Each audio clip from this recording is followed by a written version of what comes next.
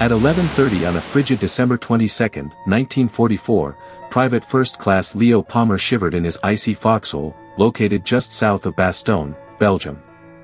He watched 4 German soldiers, carrying white flags, approach through the falling snow. The air temperature hovered at a brutal -20 degrees Celsius.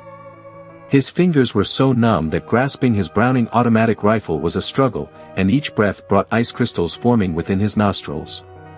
For 2 days, he had endured this position, without the comfort of warm food, without adequate winter attire, and with no prospect of reinforcements. The German officers advancing towards him, clad in long woolen greatcoats and gleaming black boots, projected an image of warmth, sustenance, and absolute assurance. Palmer understood their objective. They intended to demand an American capitulation. The senior German officer was Major Wagner, from the 47th Panzer Corps. Alongside him, Lieutenant Helmut Heinke of the Panzer Lehr Operations Section carried a briefcase, which contained a stark ultimatum: total annihilation if the Americans refused to surrender within 2 hours. The Germans had every reason to anticipate success. The 101st Airborne Division found itself completely encircled, 5 German divisions pitted against a single American division. The American forces were outnumbered 5 to 1, possessed no significant tanks, and were rapidly depleting their ammunition, medical supplies, and food. The relentless bad weather had grounded all Allied aircraft for 6 consecutive days, eliminating any hope of air support, supply drops, or immediate relief. What the Germans failed to comprehend was that the American commander in Bastogne, a 46-year-old artillery officer named Anthony McAuliffe, was entirely unfamiliar with the concept of surrender. In the coming 17 minutes, McAuliffe would deliver a one-word retort that would reverberate through military annals, galvanizing a besieged division to continue its fight, bewildering and demoralizing the German High Command, and ultimately contributing to the reversal of Hitler's final desperate offensive in Western Europe, the conflict known as the Battle of the Bulge. The offensive had commenced 6 days earlier, on December 16, when a massive force of 200,000 German troops and 1,000 tanks violently breached American defenses in the Ardennes forest. This represented Hitler's ultimate gamble, a vast, unexpected assault designed to cleave the Allied armies, recapture the vital port of Antwerp, and compel the Western Allies to negotiate a separate peace agreement. Hitler had mustered his last remaining reserves, redeploying seasoned divisions from the Eastern Front and gathering every operational tank and assault gun he could find. Boys as young as 16 and men as old as 50 were conscripted into service. This was Germany's final opportunity to avert total defeat. The German buildup had been executed with masterful stealth. Units moved exclusively under the cover of night, maintaining complete radio silence. Artillery pieces were drawn by horses to minimize engine noise. The Wehrmacht concentrated 3 armies in the Ardennes, targeting the weakest sector of the American line. They achieved what military strategists term operational surprise, and the attack itself attained complete tactical surprise. American intelligence had utterly failed to detect the German preparations. Ultra-intercepts had ceased entirely due to German radio silence, and aerial reconnaissance was hindered by adverse weather conditions. Ground patrols reported heightened activity, but these warnings were dismissed as mere nervous imaginings. The frontline units in the Ardennes consisted either of inexperienced divisions encountering combat for the first time, or exhausted divisions sent there for recuperation. The 106th and 28th Infantry Divisions, for instance, were recovering from the devastating bloodshed of the Hurtgen Forest. They were utterly unprepared for the onslaught that befell them. The German strategy demanded swift action. They had to seize critical road junctions before the Allies could mount a response, and crucially, before the weather improved, allowing Allied aircraft to regain dominance of the skies. Bastogne was one such pivotal road junction. 7 major roads converged on this small Belgian market town. Control of Bastogne meant control of movement throughout the southern Ardennes. Without Bastogne, the German offensive would grind to a halt. With Bastogne, they could push onward to Antwerp. General Dwight Eisenhower immediately grasped the gravity of the situation. On December 17, he issued orders for the 101st Airborne Division to relocate from their rest area at Mormel-en-le-Grand, near Reims, France, to Bastogne. The division had been recuperating from 3 months of intense fighting in Holland during Operation Market Garden and had sustained heavy casualties. Many of the men were on leave in Paris. The division commander, Major General Maxwell Taylor, was in Washington attending a staff conference. The assistant division commander, Brigadier General Gerald Higgins, was in England. This left Brigadier General Anthony McAuliffe, the division artillery commander, in temporary charge. McAuliffe was not meant to be commanding an airborne division in the largest battle on the Western Front. He was an artilleryman, a 1918 West Point graduate who had dedicated most of his career to howitzers and fire direction centers. Born in Washington, D.C. in 1898, McAuliffe had attended West Virginia University before entering West Point in 1917. His class underwent an accelerated program due to World War I, graduating in November 1918, just as that conflict concluded. For 25 years, McAuliffe had served in various artillery postings, a competent but otherwise unremarkable officer steadily ascending the ranks. World War II irrevocably altered his trajectory. He had parachuted into Normandy with the 101st on D-Day, despite breaking his back during a practice jump in May, still going into combat on June 6. When Brigadier General Don Pratt was killed during the glider landings, McAuliffe was promoted to Assistant Division Commander. He had proven his mettle under fire in Normandy and again in Holland during Operation Market Garden. And now, through circumstances beyond anyone's control, the defense of Bastogne, and perhaps the outcome of the entire German offensive, rested squarely on his shoulders. The 101st began arriving in Bastogne late on December 18, following a grueling 107-mile truck journey through freezing rain and snow. The transport itself was a nightmare. Men were crammed into open trucks, with no space to sit, standing for hours in the freezing darkness. Some trucks broke down and had to be abandoned, others skidded off icy roads. Soldiers leapt from moving vehicles to relieve themselves, then raced to catch up. They passed retreating American units heading in the opposite direction, defeated troops warning them to turn back, claiming the Germans possessed Tigers, Panthers, entire divisions. The paratroopers disregarded these warnings and pressed on. They arrived without proper winter clothing. The division had been resting, refitting, anticipating spending Christmas in camp. Many men lacked overcoats, winter boots, or gloves. They wore summer uniforms with field jackets, jump boots that would freeze solid, and thin gloves that offered no defense against frostbite. Some wrapped their feet in burlap sacks, while others stuffed newspapers inside their jackets for insulation. They had been told this would be a brief deployment, a few days at most. They would halt the Germans, hand over to relieving units, and then return to camp. No one anticipated being surrounded. No one expected to be under siege. No one foresaw the events that were about to unfold. By December 20th, German forces had severed all roads leading into Bastogne. The 101st, along with elements of Combat Command B of the 10th Armored Division, the 705th Tank Destroyer Battalion, and various other units that had retreated into the town, were completely encircled. Approximately 14,000 American troops were trapped in a town that, before the war, had housed 8,000 inhabitants.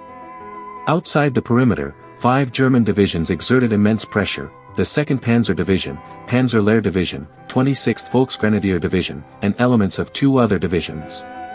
The Germans possessed tanks, artillery, ammunition, supplies, and time. The Americans had only their determination. The first significant loss that shook the defenders occurred on December 19 when Lieutenant Colonel James Laprade was killed by German artillery at Neuville. Laprade commanded the 1st Battalion, 506th Parachute Infantry Regiment, and had established his headquarters in a building in Neuville, a small village north of Bastogne. A German 88mm shell ripped through the structure, killing Laprade instantly. Major William de Sobry, who was with him, was severely wounded, losing an eye. The sudden death of a battalion commander sent shockwaves through the regiment. If a lieutenant colonel could die so swiftly, so easily, what chance did privates and corporals have? The second devastating blow came with the capture of most of the division's medical company. The medics had established an aid station in what they believed was a secure area, treating wounded from the previous day's fighting, when German forces unexpectedly appeared. The Germans had infiltrated through a gap in the American perimeter during the night. Within minutes, the aid station was overrun. Over 100 medical personnel were captured, including crucial surgical staff, dozens of wounded Americans taken prisoner, and all medical supplies, ambulances, and surgical equipment lost. From that point onward, the wounded in Bastogne would receive only the most rudimentary medical care. Losses mounted daily. Each death, each capture, each wounded soldier who could not be properly treated, intensified the desperation. Company commanders who had started with 150 men were now reduced to 60 or 70. Platoons that should have comprised 40 men had only 15 or 20. Squad leaders commanded 3 or 4 soldiers instead of 12. The defenders knew they were isolated. No relief was imminent. The weather prevented any air support or supply drops. German artillery ceaselessly pounded the town, day and night. The screaming Mimes, Nebelwerfer rockets, arrived in salvos of 6, their distinctive howl terrifying soldiers and civilians alike.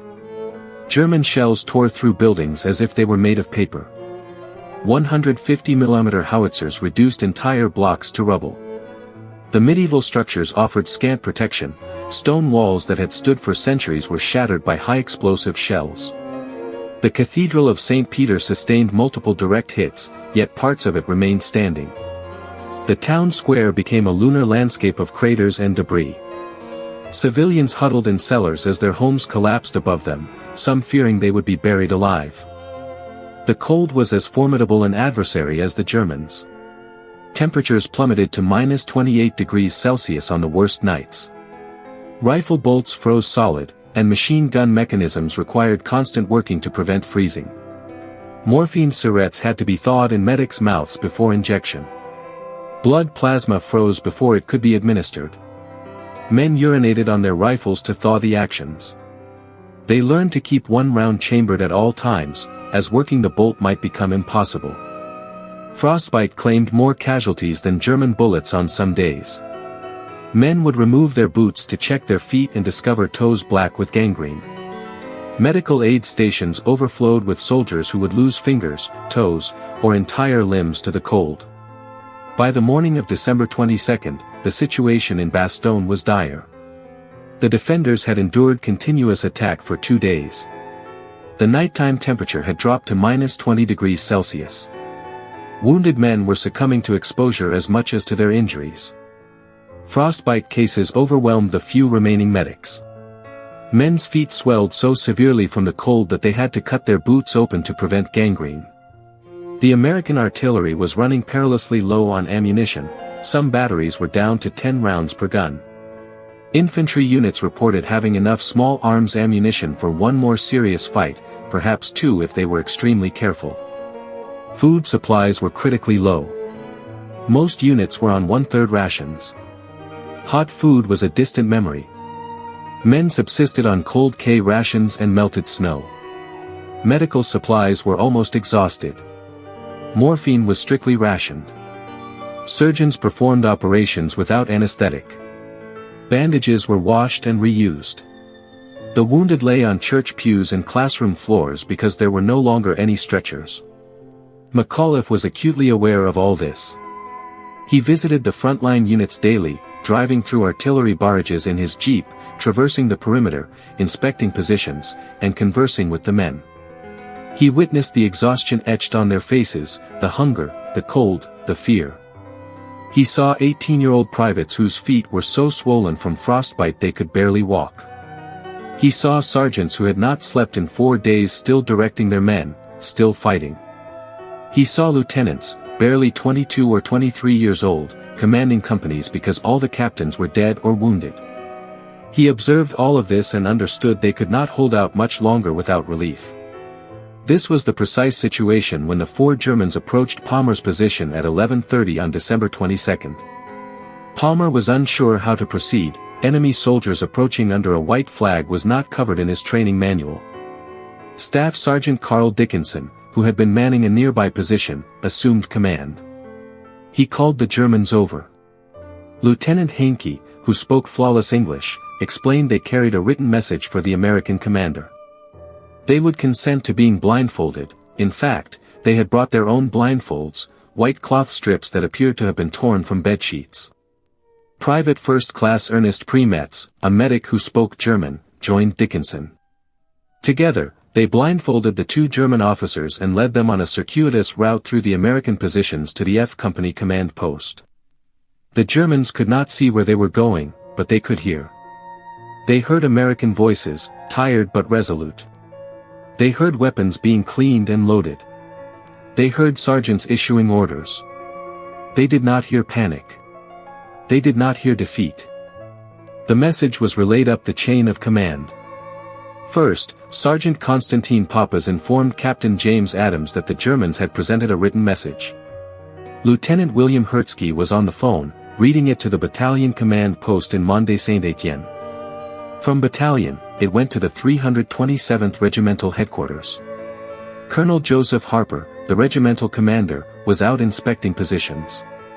Major Alvin Jones, the regimental operations officer, received the message and drove to division headquarters. It reached McAuliffe at 11:45.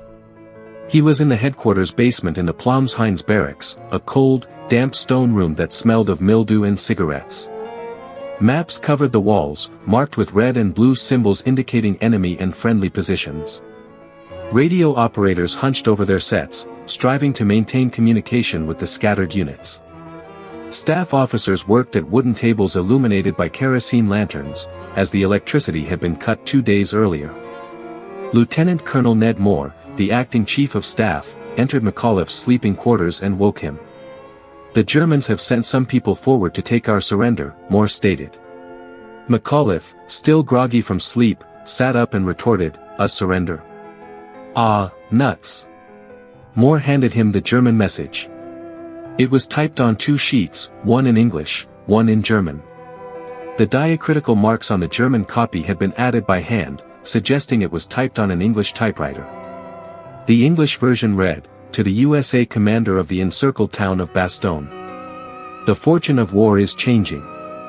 This time the USA forces in and near Bastogne have been encircled by strong German armored units. More German armored units have crossed the river Arve near Houffalize, have taken Marquet and reached St. Hubert by passing through Homper, Cibret, Tillet. Liebremont is in German hands. There is only one possibility to save the encircled USA troops from total annihilation, that is the honorable surrender of the encircled town. In order to think it over, a term of 2 hours will be granted beginning with the presentation of this note. If this proposal should be rejected, 1 German artillery corps and 6 heavy AA battalions are ready to annihilate the USA troops in and near Bastogne. The order for firing will be given immediately after this 2 hours term. All the civilian losses caused by this artillery fire would not correspond with the well-known American humanity. The German commander. McAuliffe read the message, crumpled it into a ball, tossed it into a waste paper basket, and muttered again, "Ah, nuts." He then departed to visit some units on the western perimeter to congratulate them for eliminating a German roadblock earlier that morning. As far as he was concerned, the German demand did not merit a response. The Germans were taking a severe beating, and they wanted the Americans to surrender. It was preposterous. But the Germans were awaiting an answer. They had approached under a flag of truce with a formal written demand. Military protocol necessitated some form of response. When McAuliffe returned to headquarters an hour later, his staff was engaged in a heated discussion about what to say. Someone suggested a formal military response outlining why surrender was not an option. Someone else proposed explaining the tactical situation, mentioning that the 4th Armored Division was approaching from the south. Lieutenant Colonel Harry Kinnard, the division operations officer, had a different idea. In the presence of his staff, McAuliffe pondered aloud, "Well, I don't know what to tell them." Kinnard interjected, "Sir, what you said initially would be hard to beat." McAuliffe inquired, "What do you mean?" Kinnard replied, "Sir, you said, nuts."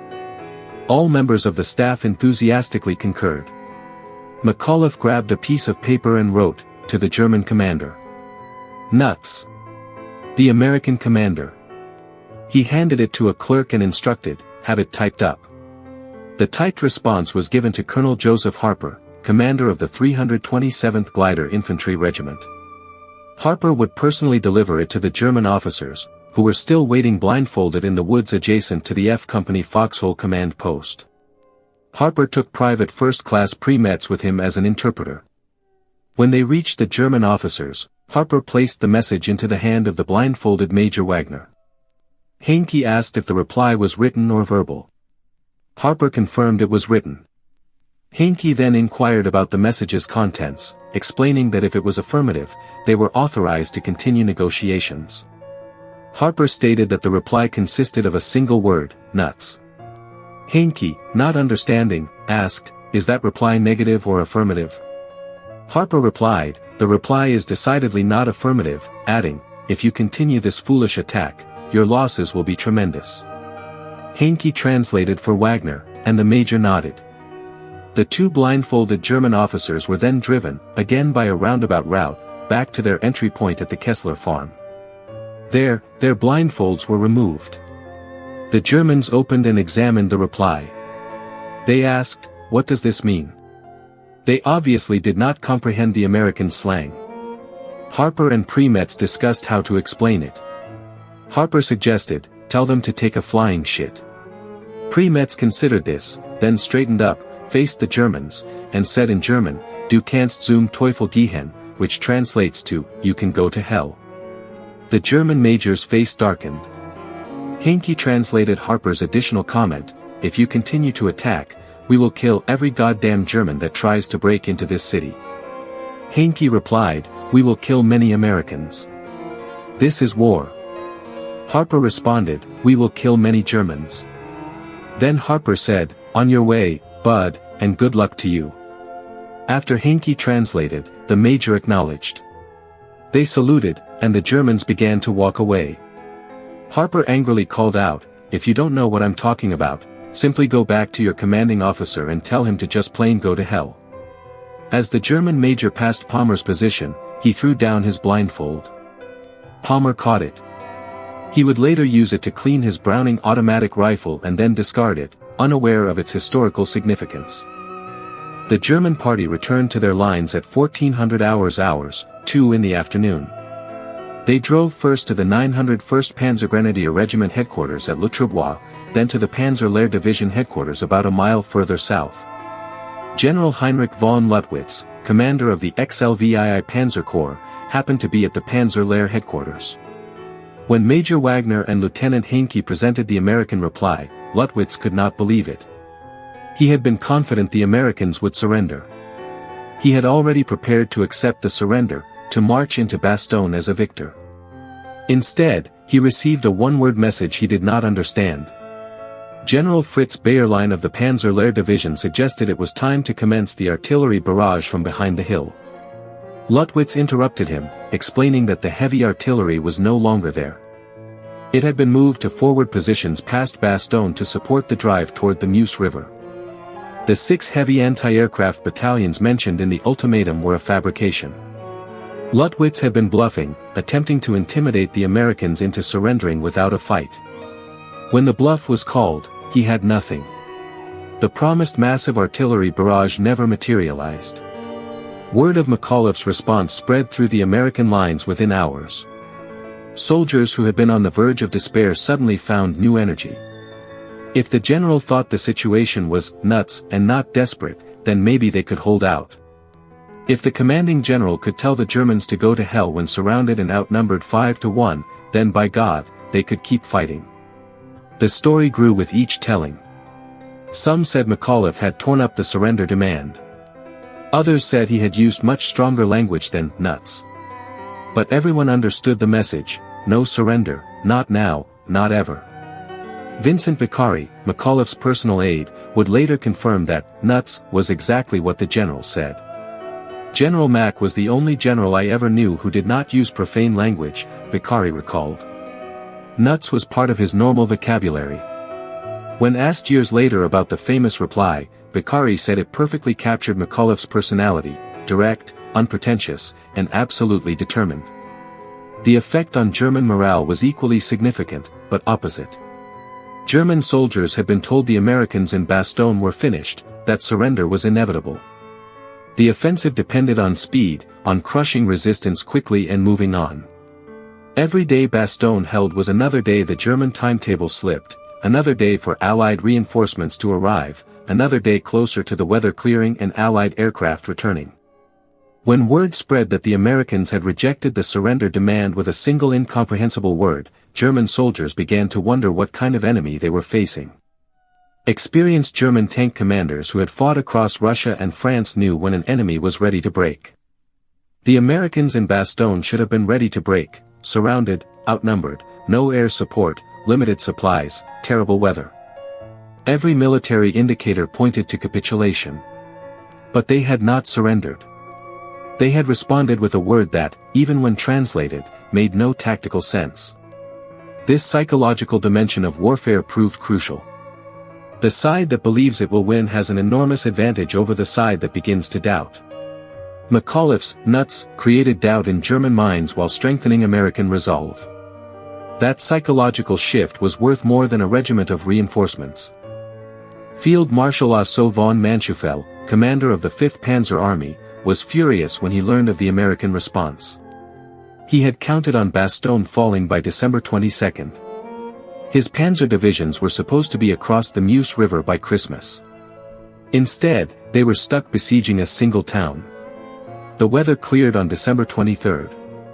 For the first time in a week, the sun broke through the clouds. Within hours, C-47 transport planes appeared over Bastogne, dropping supplies by parachute. Medical supplies, ammunition, food, and winter clothing floated down into the American perimeter. 241 planes dropped 144 tons of supplies. Not enough to solve all problems, but enough to keep fighting. More importantly, the clear weather meant Allied fighter bombers could return. P-47s roared over German positions, dropping bombs, firing rockets, and strafing anything that moved.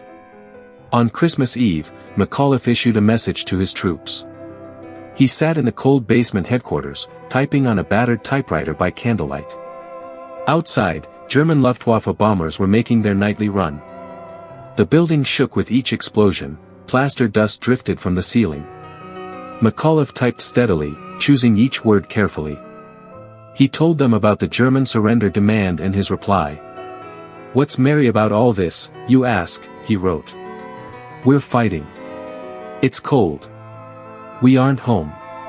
All true, but what has the proud Eagle Division accomplished with its worthy comrades, the 10th Armored Division, the 705th Tank Destroyer Battalion and all the rest? Just this: we have stopped cold everything that has been thrown at us from the north, east, south and west. We have identifications from 4 German Panzer Divisions, 2 German Infantry Divisions, and 1 German Parachute Division. These units, spearheading the last desperate German lunge, were headed straight west for key points when the Eagle Division was hurriedly ordered to stem the advance. We are giving our country and our loved ones at home a worthy Christmas present, and being privileged to take part in this gallant feat of arms, are truly making for ourselves a Merry Christmas. The message was mimeographed and distributed to every unit. Company commanders read it to their men in foxholes, in basements, in the ruins of buildings. Some soldiers wept, others cheered. All understood that their commanding general was with them, understood their suffering, and believed they would prevail. That same night, German forces launched their heaviest attack yet. The Afrika Korps veterans of the Panzer Lehr Division struck from the west. The 15th Panzer Grenadier Division attacked from the southeast. The 26th Volksgrenadier pressed from the northeast. Tanks and infantry, supported by artillery, tried to breach the American perimeter at multiple points. At Flamierge, Team Cherry of the 10th Armored Division confronted 18 German tanks supported by a regiment of infantry. The Americans had 4 tank destroyers and 2 companies of paratroopers. The German tanks advanced in the darkness, their engines roaring, their tracks clanking on the frozen ground. The tank destroyers waited until the Germans were within 300 yards, then opened fire. The night exploded with muzzle flashes and explosions. German tanks burst into flames, and infantry scattered. The attack was repulsed, but at a cost. Team Cherry lost half its strength. Near Mont de Saint-Étienne, the 2nd Battalion, 327th Glider Infantry, faced a battalion of German paratroopers, elite Fallschirmjäger who had jumped into Crete, fought in Italy, and knew their business. The Germans attacked just after midnight, moving through the woods like ghosts. They got within grenade range before being detected. The fight was hand-to-hand in places, bayonets and knives clashing in the darkness. Private First Class Thomas Gallagher killed 3 Germans with his entrenching tool when his rifle jammed. The glider infantry held, but barely. The most serious threat came at Marvy, where German tanks and infantry found a gap in the American lines. They poured through, heading straight for Bastogne. If they broke through, the entire defense would collapse. McAuliffe cobbled together his last reserve, a provisional company of cooks, clerks, and walking wounded. They were led by Major William de Sobry, who had been wounded at Noville but refused evacuation. With bandages covering one eye, de Sobry led this unlikely force into battle. They met the Germans in the woods outside Bastogne. The cooks and clerks fought like veterans. They had heard about nuts. They knew what it meant: no surrender, no retreat. They held the Germans for 3 critical hours until reinforcements arrived. When dawn came, 42 German bodies lay in the snow. The provisional company had lost 18 men, but they had saved Bastogne.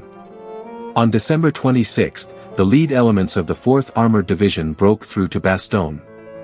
Lieutenant Colonel Creighton Abrams, commanding the 37th Tank Battalion, personally led the attack that opened a corridor to the surrounded town.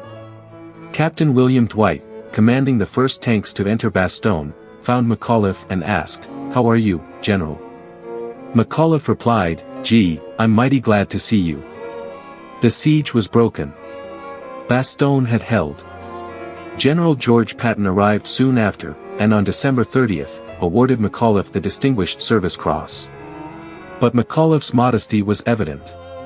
He insisted the real heroes were the paratroopers and soldiers who held the perimeter, the medics who treated wounded without supplies, the artillerymen who made every shell count.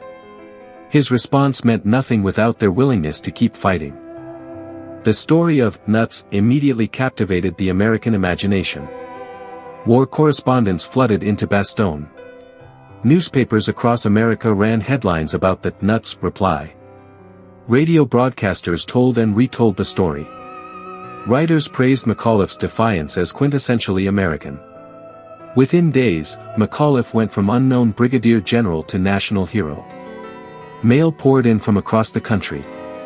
Mothers wrote thanking him for inspiring their sons. School children sent drawings.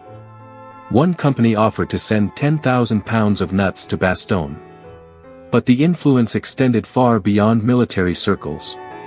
During the Korean War, when American forces were surrounded at the Chosin Reservoir, Marines would joke about giving the Chinese the Bastogne treatment. During Vietnam, besieged firebases would reference McAuliffe when refusing enemy surrender demands. The word had become international shorthand for defiance against overwhelming odds. McAuliffe was promoted to Major General on January 3, 1945, and given command of the 103rd Infantry Division. He led them through the final battles in Germany.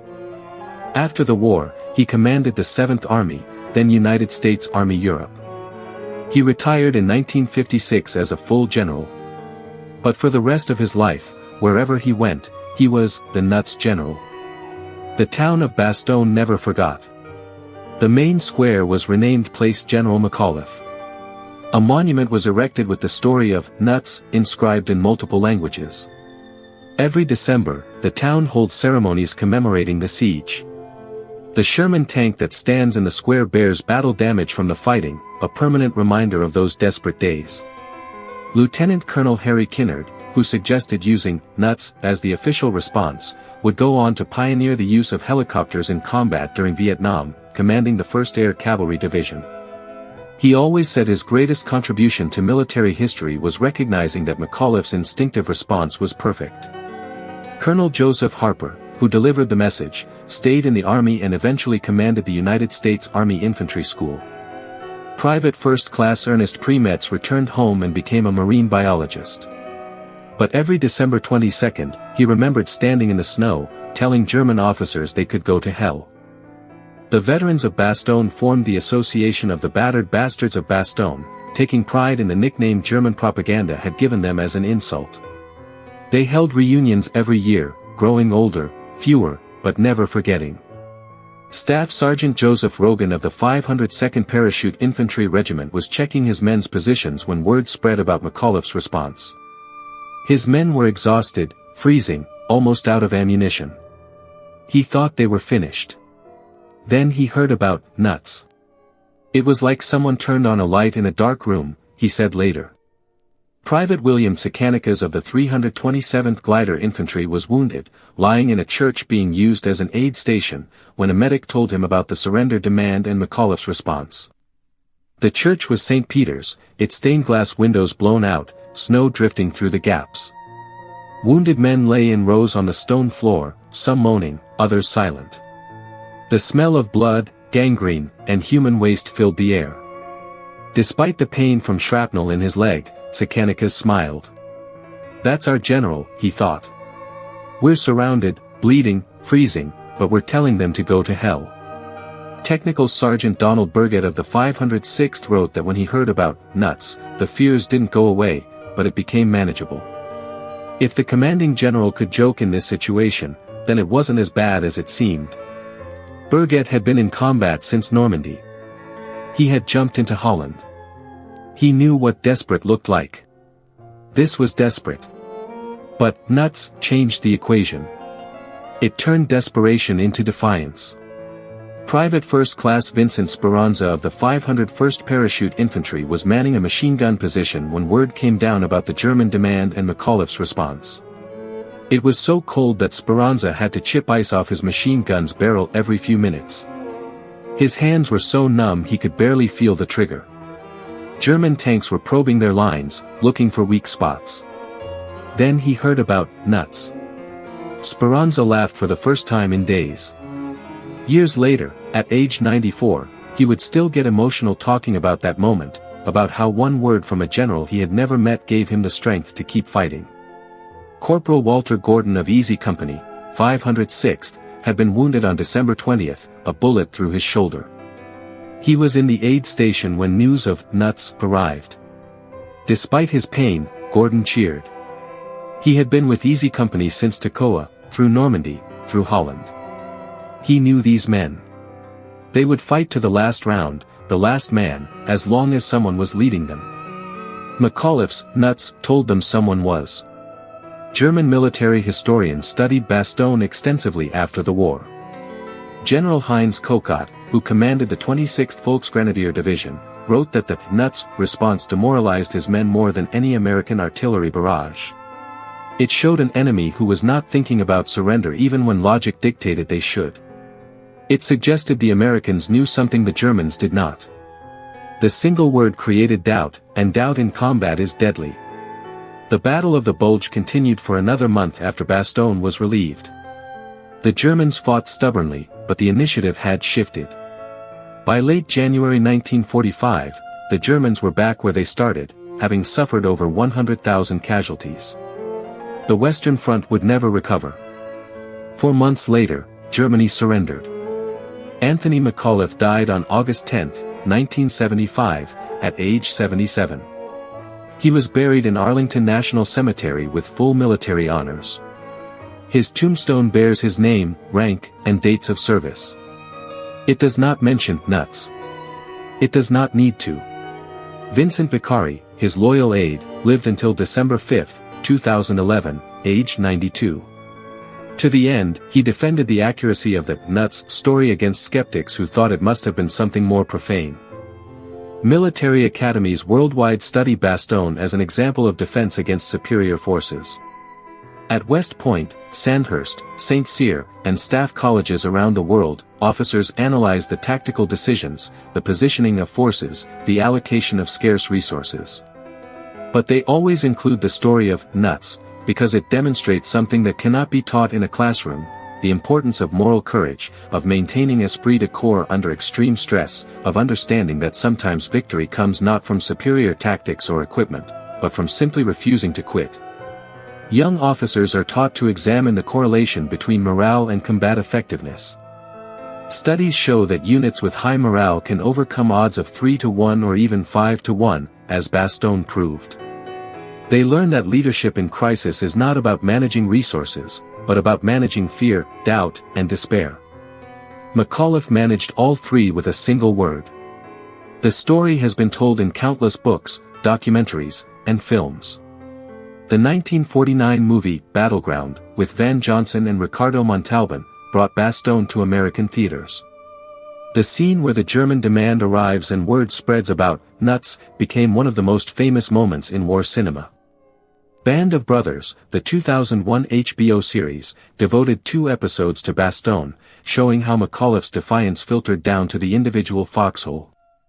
But perhaps the most powerful testament comes not from Hollywood but from the veterans themselves. At reunions of the 101st Airborne Division Association, old men would gather, their numbers dwindling each year. They would talk about friends long dead, about moments of terror and moments of triumph.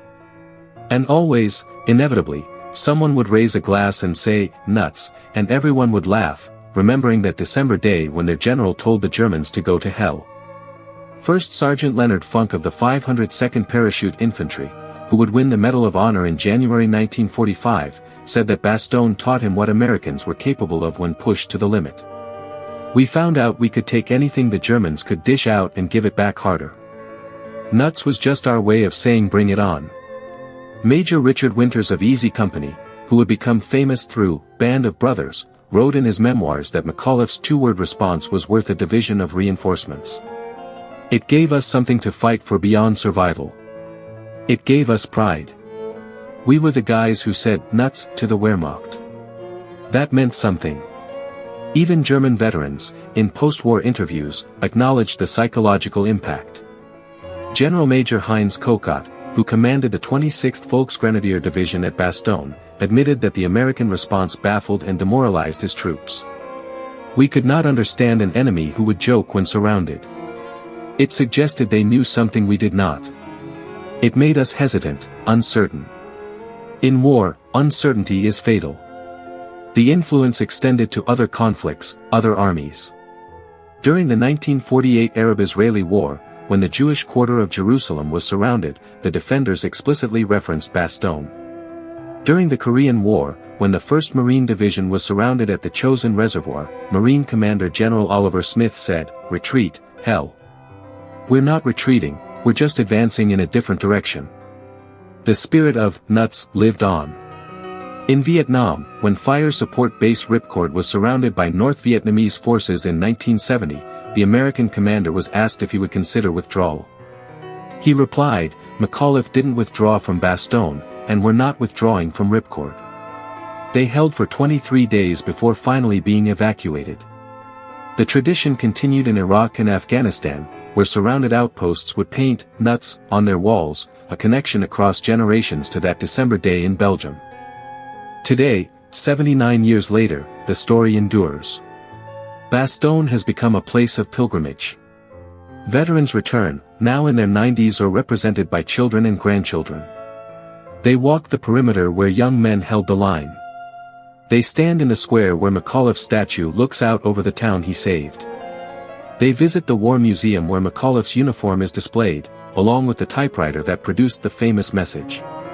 The Bastogne War Museum, opened in 2014 for the 70th anniversary, uses modern technology to recreate the siege. Visitors experience the cold, hear the artillery, feel the desperation, but the climactic moment is always the same, the German surrender demand and McAuliffe's response, nuts. Visitors from around the world, speaking dozens of languages, all understand that moment. It transcends language, culture, time. It speaks to something fundamental in the human spirit, the refusal to surrender when surrender seems logical. Belgian citizens have not forgotten either. Every December they hold ceremonies honoring the American defenders. School children learn about the siege, about McAuliffe, about nuts. They tend the graves at Henri Chapelle American Cemetery where many of the defenders are buried. They ensure that the sacrifice is remembered, the story is told. The tactical lessons of Bastogne are taught at military academies, interior lines, economy of force, combined arms defense. But the deeper lesson is about human nature.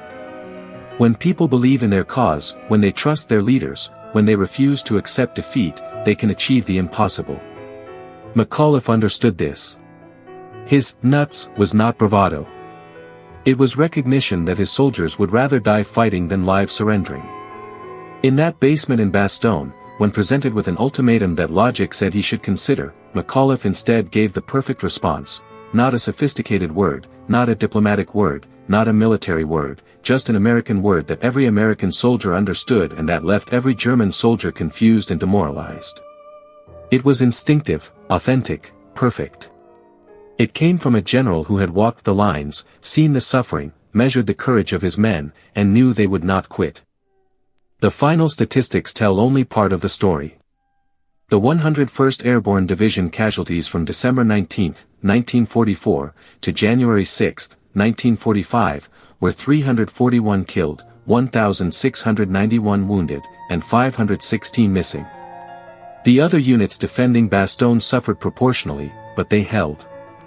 They denied the Germans the crossroads they desperately needed. They bought time for Patton to arrive, for the weather to clear, for the tide to turn. But beyond the numbers, beyond the tactics, beyond the strategy, Bastogne represents something larger. It represents the moment when ordinary people, pushed beyond endurance, find within themselves extraordinary courage. It represents the power of leadership to transform despair into determination. It represents the truth that wars are won not just with weapons and logistics but with will and spirit. One word did not win the war. But one word at the right moment helped ensure the war would be won.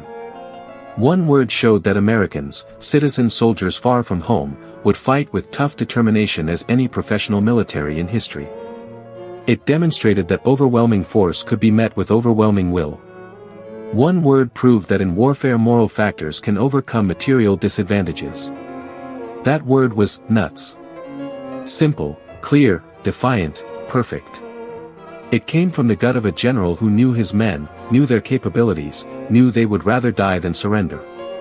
It expressed in 4 letters what volumes of military doctrine try to explain about fighting spirit, unit cohesion, and combat leadership. It reminded us that sometimes in the darkest moments, when logic says surrender and survival instinct says quit, the human spirit can say something else entirely. It can say, nuts. The Germans demanded surrender. McAuliffe said, nuts.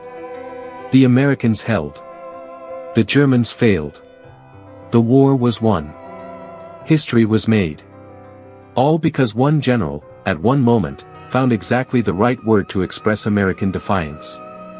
Not through careful deliberation, not through strategic calculation, but through simple human instinct that recognized surrender was not an option. In 4 letters he captured the essence of the American warrior spirit. In one word, he defined defiance for all time, nuts. It echoes still, across the decades, a reminder that freedom is defended not just with weapons but with will, not just with strategy but with spirit, not just with logic but with the simple refusal to give up when giving up seems the only rational choice. That is the true lesson of Bastogne. That is why we remember. That is why, 79 years later, in a world that has forgotten so much, we still remember a general who said, nuts, to an enemy that demanded surrender. Because in that word, in that moment, in that choice, we see the best of what we can be when faced with the worst of what we must endure. The men who fought against America left the most honest record of its power. Battlescars brings you one of those stories every single day. If this one held you to the end, subscribe, tomorrow's story is already waiting. And your next one is right here.